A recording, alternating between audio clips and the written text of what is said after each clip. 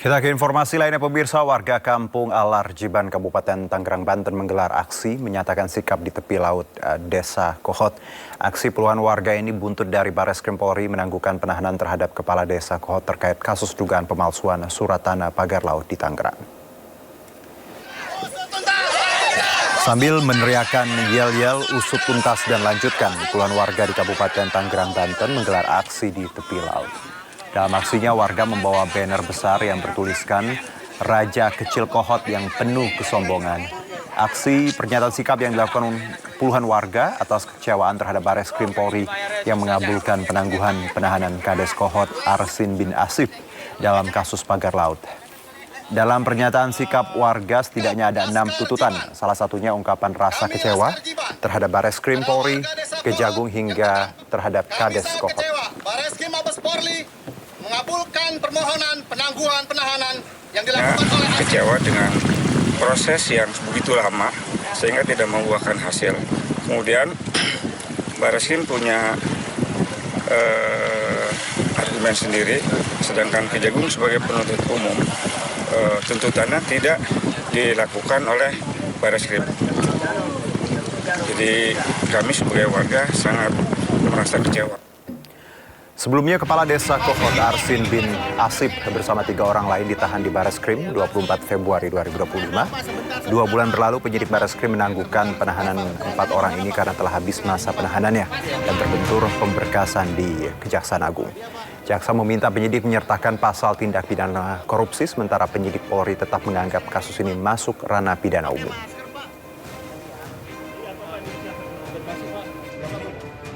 Banjir menerjang puluhan distrik di Kabupaten Jayawijaya, Papua Pegunungan. Banjir ini merupakan bencana terparah yang pernah dialami warga sehingga Pemprov setempat menetapkan status tanggap darurat.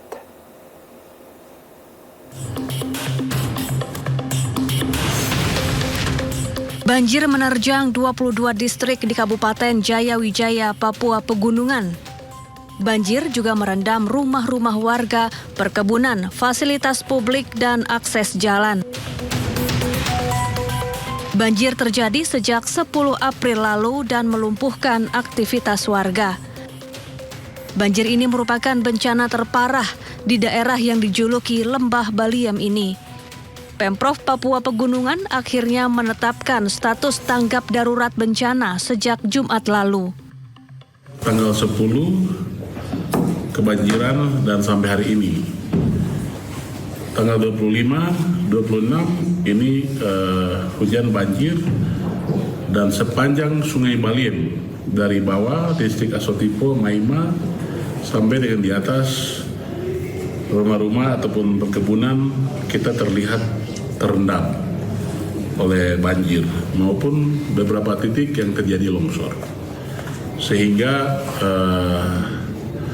pemerintah daerah Kabupaten Jayawijaya segera mengambil langkah mengumpulkan semua toko, beberapa ASN, pimpinan OPD. Kami berkumpul untuk melakukan langkah-langkah ke depan. Menurut Pemda setempat, banjir disebabkan air sungai yang meluap dan drainase yang buruk setelah diguyur hujan ekstrim selama berhari-hari. Warga berharap alam dan lingkungan mereka bisa diselamatkan dan banjir tak lagi datang. Dari Jayawijaya, Papua Pegunungan, Chandri Suripati, iNews melaporkan.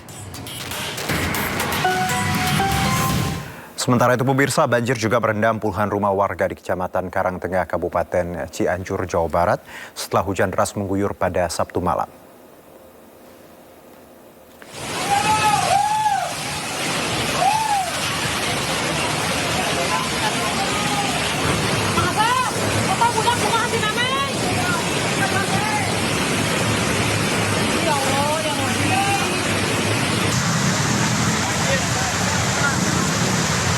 banjir.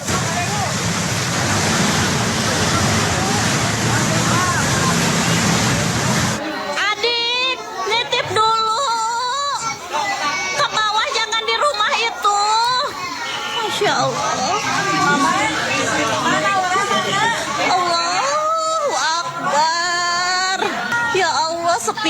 sepinggang aku, sepinggang orang dewasa. Ya Allah, astagfirullah, mobil semua ya Allah hanyut. Ya Allah, Allah Akbar, mobil,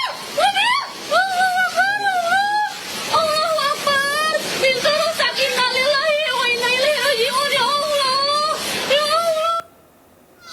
Ya, hujan deras yang mengguyur kawasan Kecamatan Karangtengah, Kabupaten Cianjur, Jawa Barat terjadi sejak Sabtu sore. Tercatat ada 25 rumah warga terendam hingga sejumlah motor dan mobil di garasi terbawa arus banjir. Ketinggian air bervariasi hingga mencapai 1 meter. Warga melakukan evakuasi mandiri, menyelamatkan barang berharga hingga bertahan di lantai 2 rumah. Banjir juga merendam jalanan hingga sejumlah kendaraan tak berani melintas. Penyebab banjir yang melanda 3 kecamatan setelah hujan turun deras akibat saluran air, drainase dan air sungai meluap ke perkampungan dan akses jalan penghubung antar kecamatan.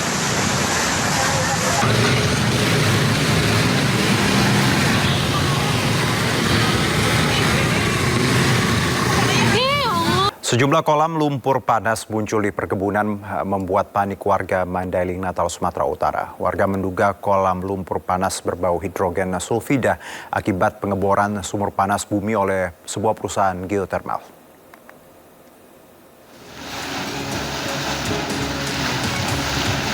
Sejumlah kolam lumpur panas bermunculan di areal perkebunan warga Desa Robunan Dolok, Mandailing, Natal, Sumatera Utara. Kemunculan lumpur berbau gas H2S atau hidrogen sulfida membuat warga resah karena khawatir semburan membesar dan areal yang terdampak meluas. Kemunculan kolam lumpur panas yang berbau menyengat ini juga telah membuat areal perkebunan warga rusak dan tak bisa digunakan lagi.